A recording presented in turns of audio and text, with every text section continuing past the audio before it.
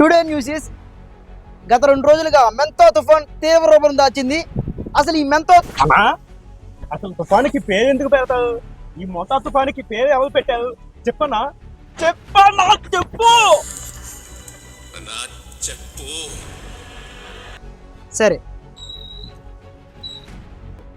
So good question. అసలు తుఫాన్కి పేర్లు ఎందుకు పెడతారంటే ఇప్పుడు చాలా తుఫాన్లు వస్తూ ఉంటాయి. ఒకేసారి బంగాళాఖాతంలోనో అరేబియాలోనో అల్పపీడనాలు 2 ఏర్పడి 2 తుఫాన్లు వెంటనే వస్తాయి.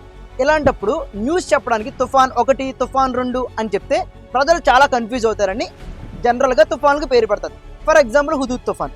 సో అసలు వీటికి పేర్లు ఎలా పెడతారు అంటే కనుక మనకి అరేబియా సముద్రం, హిందూ మహాసముద్రం, బంగాళాఖాతం వీటి నుంచి వచ్చే అల్పపీడనాల వల్ల ఏర్పడిన తుఫాన్లు అయితే ఒక 13 దేశాలు ఉంటాయి. ఆ 13 దేశాల లిస్ట్ కింద ఇస్తాను చూడండి. ఈ 13 దేశాలు ఒక్కొక్క దేశం 13 పేర్లు ఇస్తుంది. ఆ 13 పేర్లు ఒక్కొక్క పేరు ఒక్కొక్క తుఫాన్కి పెట్టుకుంటూ వస్తారు. అలా 169 పేర్లు ఇచ్చారు. అది 2020కి ఆ జాబితా అయిపోయింది. కొత్త లిస్టు 2020 నుంచి స్టార్ట్ అయింది. ఇప్పుడు వచ్చి ఈ మెంతో తుఫాన్కి పేరు ఎవరు పెట్టారంటే థాయిలాండ్ దేశం పెట్టింది. థాయిలాండ్లో మెంతా అంటే అర్థం ఏంటంటే పరిమళించే పువ్వు, లేదంటే ఫ్లవర్ ఆఫ్ ఫ్రాగ్రెన్స్ అని చెప్తూ ఉంటామన్నమాట.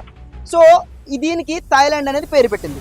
అండ్ అసలు తుఫాను అని మనం ఎలా చెప్తామంటే గాలులు గంటకు ఒక 65 కిలోమీటర్ల వేగంతో వేస్తూ ఉంటే అప్పుడు మనం తుఫాన్లకి పేర్లు ఇస్తూ ఉంటారు. ఈ గాలి వీచే ఆ వేగాన్ని బట్టి తుఫాను, తీవ్ర తుఫాను, పెను తుఫాను ఇలా తుఫాన్ని లేదా సైక్లోన్స్ని క్లాసిఫికేషన్ అనేది చేస్తారు.